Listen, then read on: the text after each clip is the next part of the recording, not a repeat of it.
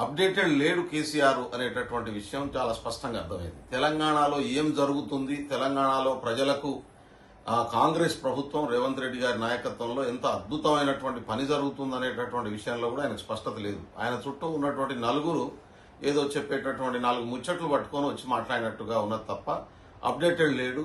ఆయన మాటలో దమ్ము లేదు, ఆయన కాన్ఫిడెంట్గా లేడు. రెండోది, ఆయన అసలు బయట జరుగుతున్నటువంటి పరిస్థితుల పట్ల కూడా అవగాహన ఉన్నట్టుగా లేదు. ఎవరో ఒకరిద్దరు చెప్పేటటువంటి మాటలు పట్టుకొని మాట్లాడుతున్నట్టుగా ఉంది. ఇవాళ తెలంగాణ రాష్ట్రాన్ని ఇచ్చింది కాంగ్రెస్ పార్టీ, సన్న బియ్యం ఇస్తున్నటువంటిది కాంగ్రెస్ పార్టీ. నువ్వు అంటా ఉన్నావు మహిళలకు ఇచ్చినటువంటి బస్సు పథకం ఫెయిల్ అయిందా? మహిళలు చెప్తారు, బయటికి పోతే బస్సులో తిరుగుతున్నటువంటి పేద మహిళలు చెప్తారు.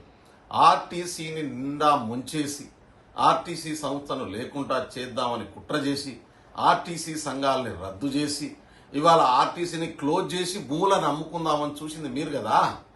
ఇవాళ దాన్ని కాపాడి ఇవాళ ఆర్టీసీ సంస్థ ద్వారా మహిళలు ఆర్థికంగా బలోపేతం కావడమే కాకుండా ఇవాళ ఆర్టీసీ సంస్థలో ఉద్యోగాలు, కొత్త బస్సులు కొనేటటువంటి పరిస్థితి వచ్చింది. కనబడదా? పచ్చ కామెరలోనికి లోకమంతా పచ్చగానే ఉంటుందట. ఇప్పుడు పచ్చ కామెరల రోగంతో బాధపడుతున్నట్టుగా ఉంది తప్ప ఇంకోటి లేదు. దాంట్లో అయితే అట్లా అనిపిస్తట్లేదు నాకు. రెండోది, మాకు నిజంగానే 5 సంవత్సరాల కోసం ప్రజలు అధికారం ఇచ్చింది. మీరు మొత్తం ఆర్థికంగా విధ్వంసం చేసి అప్రపాలు చేసి 1వ తారీఖు రాగానే రాష్ట్ర ప్రభుత్వ ఖజానా నుంచి 7,000 కోట్లు, 6,500 కోట్ల నుంచి 7,000 కోట్లు అప్పులకు వడ్డీలు కట్టేటటువంటి పరిస్థితి కారణం ఎవరు? కేసీఆర్ గారు. మీరు కాదా? మీరు 10 సంవత్సరాలు పాలించి బ్యాంకులో తీసుకున్నటువంటి లోన్లకు రీపేమెంట్ 10 సంవత్సరాల తర్వాత మొదలయ్యేటట్టు చేసిపోయిందే. ఎవరు కడుతున్నారు ఇప్పుడు? మీరు కడుతున్నారా? మేం కాదా కడుతున్నది? కాళేశ్వరం ప్రాజెక్టు అద్భుతమైనటువంటి ప్రాజెక్టు. నవ్విపోదురుగాక నాకేటి సిగ్గు అనేటటువంటి పద్ధతిలో ఉంది మీ పద్ధతి చూస్తా ఉంటే. కాళేశ్వరం ప్రాజెక్టులో ఎందుకు నీళ్ళు ఆగుతలే? మేడిగడ్డ ఎందుకు కుంగిపోయింది? ఇవాళ మీరు కట్టినటువంటి 3 బ్యారేజీల పనికి రాకుండా పోయినటువంటి పరిస్థితి ఎందుకు వచ్చింది? ఇంటింటికి నల్లా పెట్టి నీళ్లు ఇచ్చిండ్రా మీరు? ఎక్కడ పెట్టిన నల్లాలు, ఎడిపోయిన నీళ్లు, ఎటుపోయినాయి ఆ ప్రాజెక్టులు? ఎందుకు కంప్లీట్ చేయలేకపోయినరు? పైసలు తినుడే మీ ఎజెండా. అప్పుల పాలు చేసి తెలంగాణ రాష్ట్రాన్ని వదిలిపెట్టి నాశనం చేసి పోయినరు మీరు. కలెక్టర్ ఆఫీసర్లు విధ్వంసం చేసిరు, సెక్రటరియట్ను విధ్వంసం చేసిరు. మొత్తం ప్రజలకు సంబంధం లేకుండా చేసిపోతే మీరు చేసిన పాపాలు కడుగుతున్నాం కదా. ఇవాళ మీరు చేసినటువంటి పాపాలని ఒక్కొక్క దాన్ని సిస్టంలో తీసుకొచ్చే ప్రయత్నం చేస్తుండే కదా రేవంత్ రెడ్డి. ప్రజాపాలన ఎట్లా ఉంటుందో, ప్రజలకు జవాబుదారీగా ఎట్లా ఉండాలో ఇవాళ రేవంత్ రెడ్డి కదా, ఇవాళ కాంగ్రెస్ ప్రభుత్వం కదా ప్రజలకు తెలియజేస్తున్నటువంటి అర్థమయ్యేటటువంటి పరిస్థితి వస్తున్నది. ఒక్క జర్నలిస్ట్ అన్న పిలిచి మాట్లాడినటువంటి సందర్భం ఉందా? ఒక్క సామాన్యుడన్నా ముఖ్యమంత్రిని కలుసుకునేటటువంటి అవకాశం ఉందా? ఒక్క ఎమ్మెల్యే, ఎంపీ, మంత్రులు మాట్లాడే పరిస్థితి మీ కాలంలో ఉండేనా?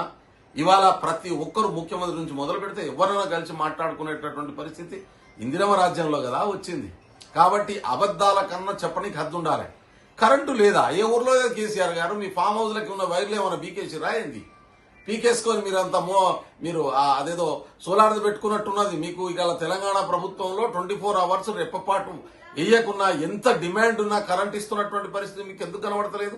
ఎందుకంటే మీరు అప్డేటెడ్ లేడు. ఏం జరుగుతుందో మీకు తెలియదు. ఇక్కడ ప్రజలు ఎంత సంతోషంగా ఉన్నారో మీకు అర్థం చేసుకునేటటువంటి అవకాశం లేదు. మేము ఇచ్చినటువంటి హామీలు 400 హామీలు 5 సంవత్సరాల కోసం ఇచ్చినాం. అన్ని హామీల్ని అమలు చేస్తాం. మీ లెక్క దళితుని ముఖ్యమంత్రి చేస్తా అని 14 సంవత్సరాలు చెప్పి ముఖ్యమంత్రి కుర్చీ రాగానే దళితును పక్కన పడేసి మేమే ముఖ్యమంత్రి అయినటువంటి పద్ధతిలో మేము పనిచేయం. ఇవాళ మీరు ఇచ్చిన గొర్రెలు ఇచ్చినాం అంటున్నారు. అరే, ఒక్క బైక్ మీద 123 గొర్రెలు పోయినాయి. ఇంత పెద్ద స్కామ్ చేసిన మీరు, గొర్రెల స్కామ్. ఇవాళ కాళేశ్వరంలో మీరు పెట్టేటువంటి ఎండి మీద ఏసీబీ రైడ్ జరిగితే 100,000 కోట్ల ఆస్తులు బయటకు వస్తున్నటువంటి పరిస్థితి ఉంది. కాబట్టి ప్రజల సొమ్మును దోసుకున్నది మీరు. ఇవాళ మొత్తం ప్రజా సొమ్మును గడిలకు మార్చుకున్నది మీరు. మీ సొంత ఫామ్ హౌజులు పెంచుకోవడం కోసం ప్రయత్నం చేసింది మీరు. కాబట్టి మీ లెక్క అందరు చేయాలని అనుకోవట్లేదు.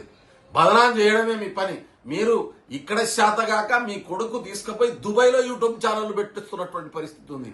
ఎందుకంటే తప్పుడు ప్రచారం చేయడమే మీ ఎజెండాగా పెట్టుకున్నటువంటి పరిస్థితి ఉంది. కాబట్టి ఎన్ని ప్రయత్నాలన్నా చేయండి, నడుచుకొని కాళ్లకు దుమ్మంటుకుంటుంది. మేము నడుచుకుంటూనే పోతాం. మేము చేసే పనిలో ఎక్కడైనా తప్పులు జరిగితే వాటిని సరి చేసుకుంటూ పోతాం. ప్రజలకు ఇచ్చినటువంటి వాగ్దానాల్ని అమలు చేస్తాం. కానీ నాకైతే క్లారిటీ వచ్చేసింది.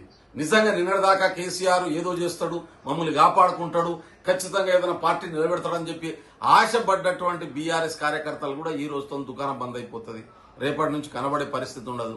మరింత నిరుత్సాహానికి గురి అయి కేసీఆర్ మీద ఉన్నటువంటి హామీలు హోప్స్ కూడా పోయినటువంటి పరిస్థితి. ఆయన బాడీ లాంగ్వేజ్ కానీ, ఆయన నడిచే పద్ధతి కానీ, ఆయన మాట్లాడే పద్ధతి కానీ ఆ ఉన్నటువంటి పాత కేసీఆర్ లెక్క ఉంటాడేమో అనుకున్నారు.